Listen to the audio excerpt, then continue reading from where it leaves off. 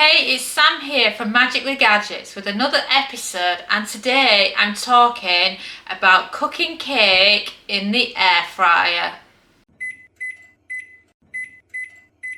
So if you've not been watching our videos this week, we are having Cake Week. We are talking all about air fryer cake and the different things surrounding the cake. For example, did you know that you can actually melt chocolate in the air fryer to make your ganache? You can also bake your cakes in the air fryer as well, any type you like. You know, you can do everything from a chocolate cake to a Christmas cake to a Victoria sponge and beyond. And it's just one of those delicious foods that you can cook using your air fryer.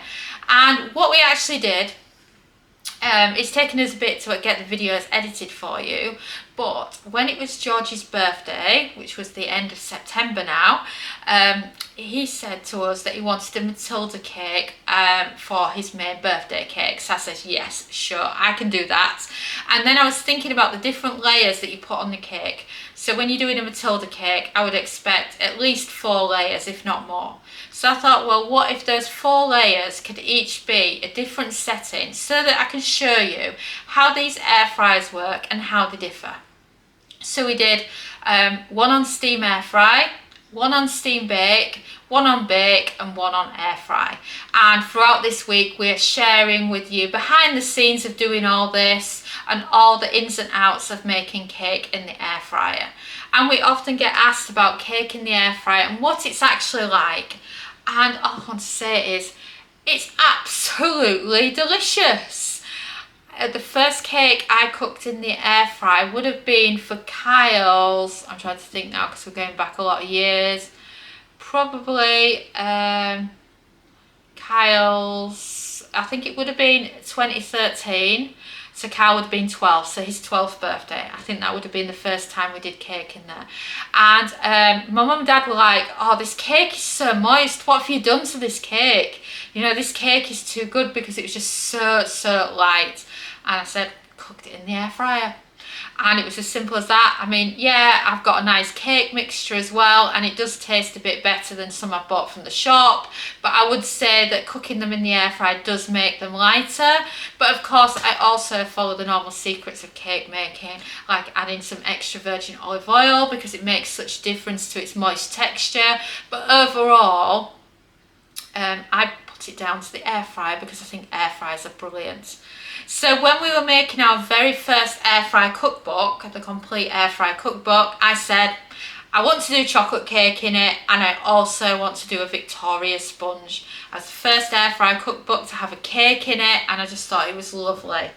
And then in it we had some lovely step-by-step photos as well. So if you're watching this on YouTube now, you'll be able to see them on screen. So we had the before and after, and that same red silicone we still use now, and the same red silicone we put in the air fryer for the cakes is the same ones that we're using this week in our videos. So yes, you can put silicone in the air fryer. And then at the photo shoot, what they did is they turned it into a rocky road.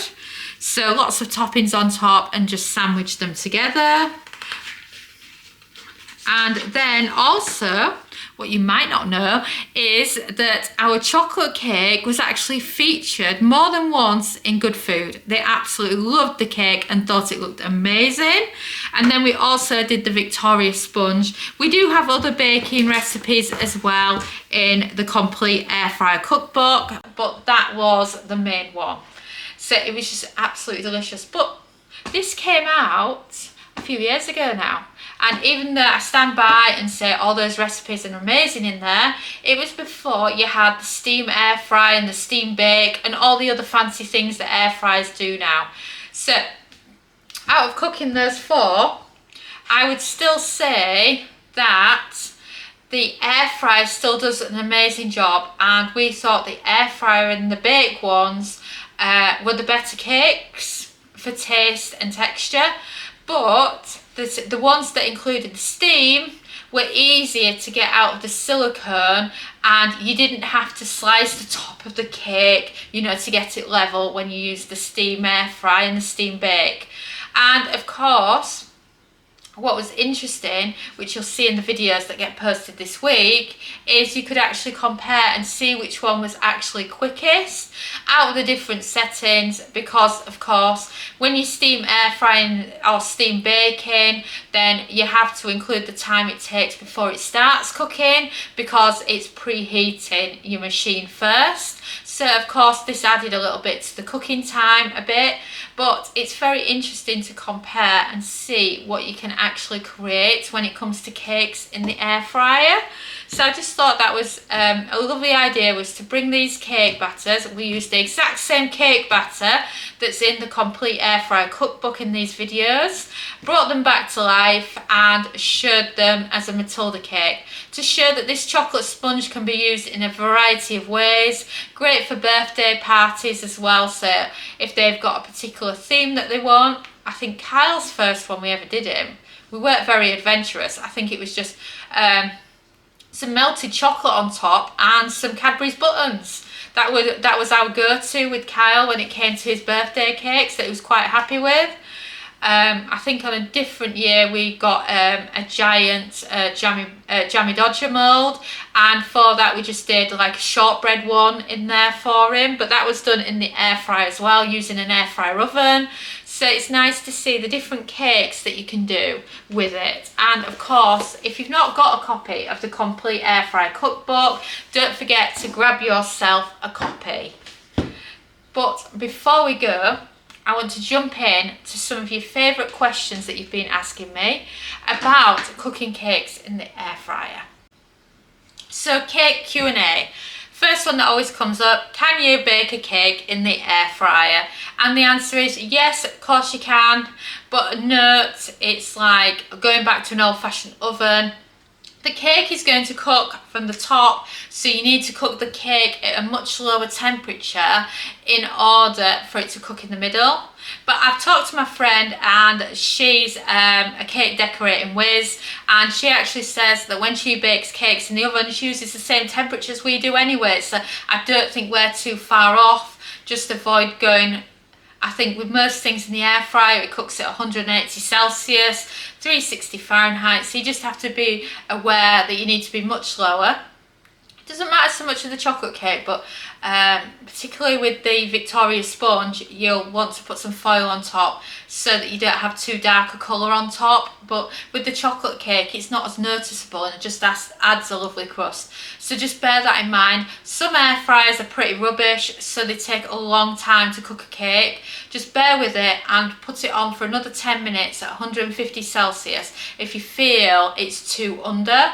And obviously stick a cocktail stick or a toothpick in the centre of the cake, and you're waiting to see if it comes out clean. But yeah, cakes take a while in the air fryer.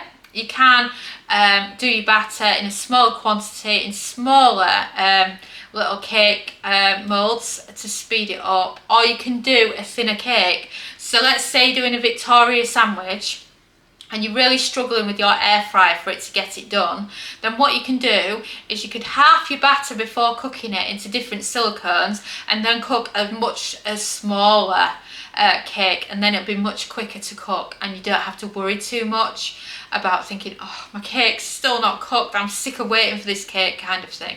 So that is a good thing to think about. Another question I get asked a lot is, can I use a normal cake tin in the air fryer? And the answer is absolutely, you sure can. And here's the thing, you can use pretty much any bakeware as long as it fits your air fryer size.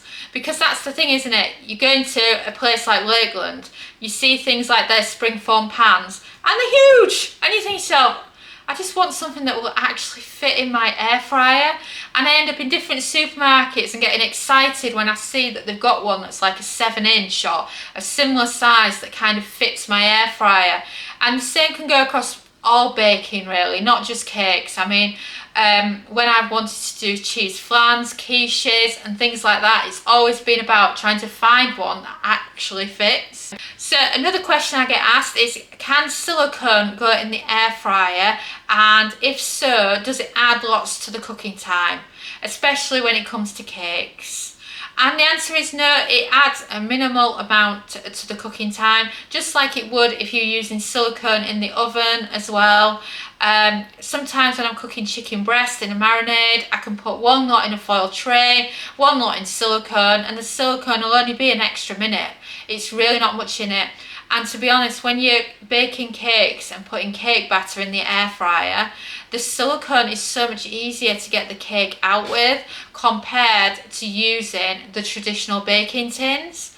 And then of course you can also use baking tins in the air fryer for your cake. It just depends what you're cooking. And here's another interesting question that I've had a lot, is what if you want to bake a cake for one? I mean, I've never really thought about that, to be honest, because there's always so many people that I just can give a slice of cake to that I've never really cooked it for one. But what I did have, and we use them in the making of an air fryer easy every day, is we had some mini springform pans. And these were the perfect portion size for 1 to 2 people, and these were great. So all you have to do is get yourself some mini cake tins of a quantity that would suit you, and divide the batter between them. Or you can always take a recipe, and let's say if a cake is supposed to serve 8, then you can divide the ingredients by 8 and just make yourself a mini version. Or you can do yourself some extra ones, because cake actually freezes incredibly well. What you can do is you can cook our chocolate sponge cake recipe, which is used in this recipe. And then what you can do is, once it's cool, wrap it in cling film and freeze it. That is what a lot of bakers do when they've got lots of cakes to make and they're not ready to make them straight away, because the cake can end up going stale. So by keeping the cake fresh, they'll wait till it's fully cool, they'll cover it in cling film or plastic wrap, and then freeze it, and then get it out the night before they're planning on actually decorating it. So you could do something like that as well if you prefer, but there's lots and lots of different options there. And then another question I get asked a lot is, can you melt butter in the air fryer? And the answer is yes. So if you're cooking a cake and it's got some butter in it, or maybe you're making yourself some nice topping to go on top, then of course you can melt butter. You need a temperature of no more than 120 Celsius, that's 250 Fahrenheit. So for example, on the Ninjas, you would want it on bake rather than air fry, though with the standard Kasoris, Philips air fry and such like, you would just have it on air fry. So I hope you've enjoyed those questions, and let me know, have you got any questions about baking cakes? Comment, get in touch with us at KitchenGadgetsClub.com, follow us on social media, don't forget to subscribe, because we've got a brilliant week of cakes coming up that's going on right now, and I'm just really excited for you to see the end result and the beautiful cake that I've made Matilda style for George. Thanks so much for listening. And you can find us on social media. We're on Facebook, Pinterest, TikTok, and of course Instagram. And you know, you can also subscribe to our YouTube channel, or why not head over to KitchenGadgetsClub.com/newsletter and join our weekly newsletter, where we go into detail about all our favourite kitchen gadget recipes, tips, tricks and resources. And a ciao for now.